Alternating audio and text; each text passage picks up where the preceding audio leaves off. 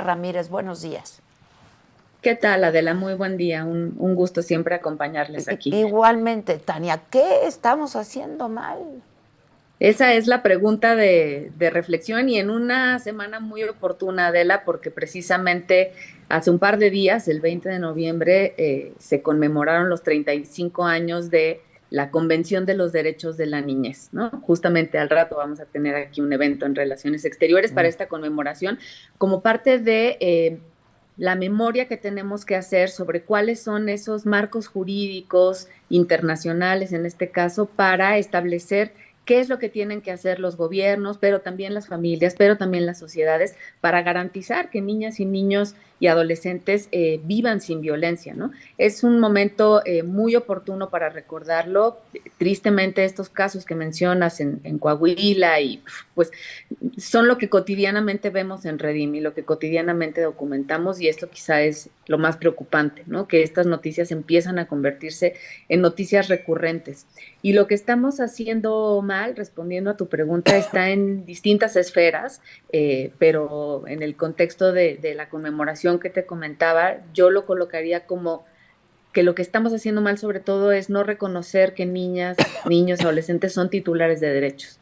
Se siguen observando como si fueran objetos, se les sigue tratando como si fueran emisarios, seres a disposición de la actividad delincuencial, de la actividad criminal, y eso, te decía, tiene que ver con cómo en muchas esferas no estamos reconociendo esa titularidad de derechos, ¿no? Tiene que ver con qué tanto presupuesto, por ejemplo, que se está discutiendo en estos días en la Cámara de Diputados, le asignamos a niñas y adolescencia, tiene que ver con qué tanta articulación tienen las distintas instituciones para poder atender con perspectiva de derechos lo que vive la niñez, y también tiene que ver con prácticas instaladas a nivel social y de las familias, de una violencia que siempre se naturaliza y siempre se explica, aunque ya tenemos un marco legal que prohíbe, por ejemplo, el maltrato físico y la disciplina violenta, ¿no? Entonces, estamos haciendo muchas cosas mal al mismo tiempo, pero bueno, tenemos rutas de cómo hacerlo mejor, ¿no? Sí, a ver, sé que tienes un poco de prisa por el evento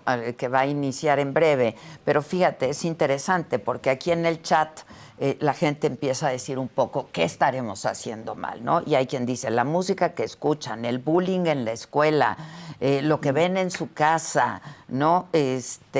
La mayoría ocurre desde el propio círculo familiar, la falta de atención de los padres, en fin,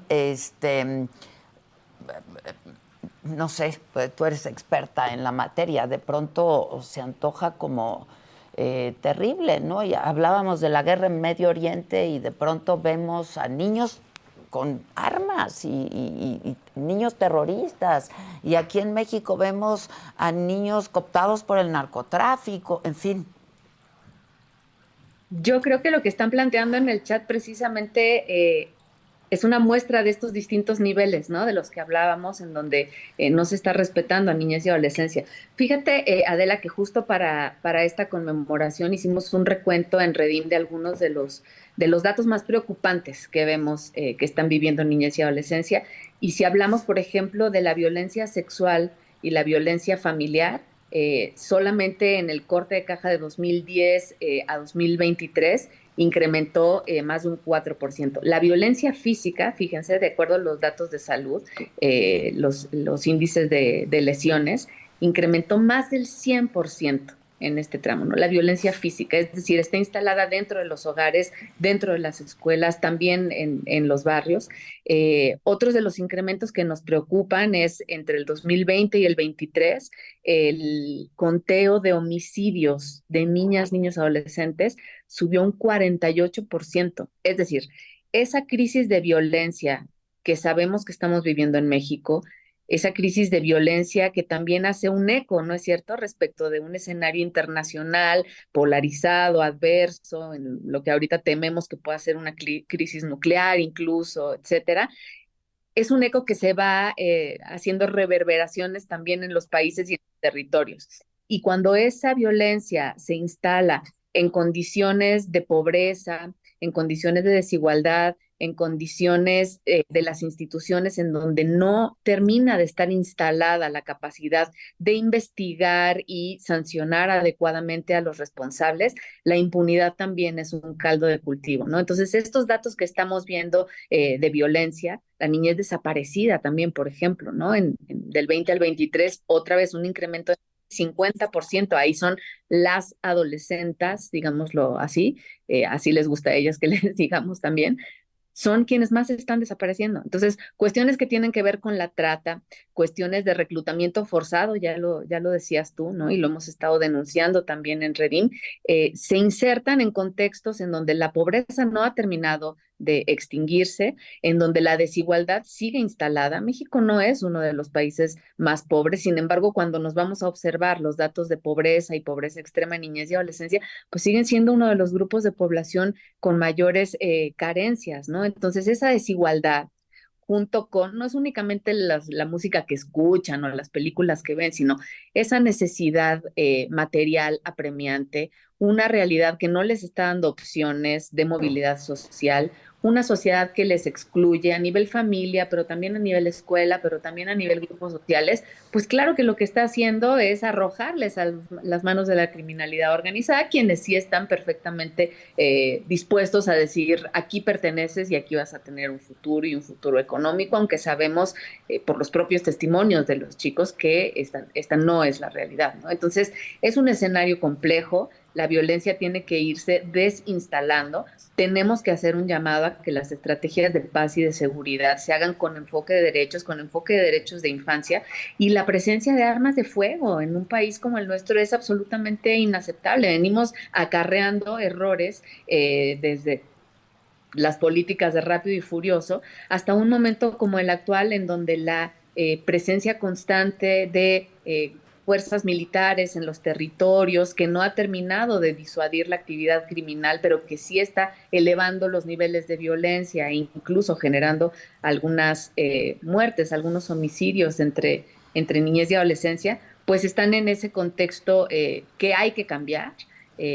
Y insisto, tenemos por donde, y ahorita un poco de lo que vamos a hablar, y si quieres lo comento rápidamente, tiene que ver con eso, con qué pistas tenemos para salir de esta circunstancia. A ver, cuéntanos un poco de estas pistas, si tienes tiempo. Sí, pues fíjense que este año México pasó por un momento muy singular, porque distintos organismos internacionales y distintos mecanismos, como el examen periódico universal, por ejemplo, revisaron la actuación de nuestro país. Concretamente, el aniversario de la convención que estamos celebrando esta semana, tiene un órgano de seguimiento que es el Comité de los Derechos de la Niñez, que revisó a México este año. En Redim pudimos estar con el comité en Ginebra en agosto de este año, y a partir de lo que México informa, a partir de lo que las organizaciones le decimos y a partir de lo que las propias niñas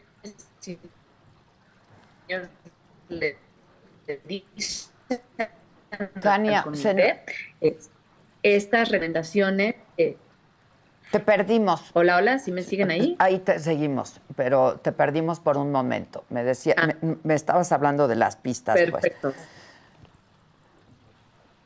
Continúo. Ese comité que revisó el quehacer del Estado mexicano y el grado de cumplimiento de nuestros compromisos frente a la Convención, emitió una serie de recomendaciones que son ya una carta de navegación pública para que sucedan distintas cosas. Una, que a nivel legislativo se siga armonizando todas las leyes, todas estas reformas de leyes que estamos viendo, bueno, que se hagan con base en lo que la Convención mandata, pero también hay pistas sobre cómo las políticas públicas orientarse. Hay recomendaciones muy... Tania, ¿podrías quitar tu video? ¿Podrías quitar? por supuesto. Es que a lo mejor así logramos escucharte mejor.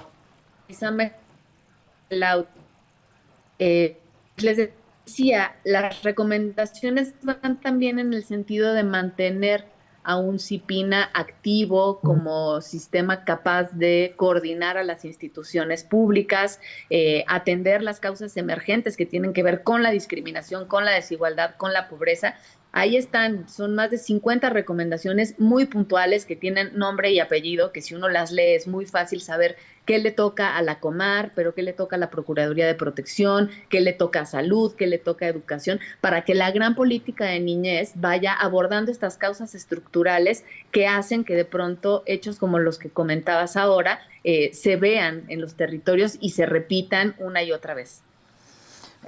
Pues si te parece bien, lo comentamos la próxima semana, ¿no? Me parece que es un tema al que hay que prestarle mucha atención. Te agradezco Con mucho, Tania. muchísimo gusto. Sí, muchas gracias.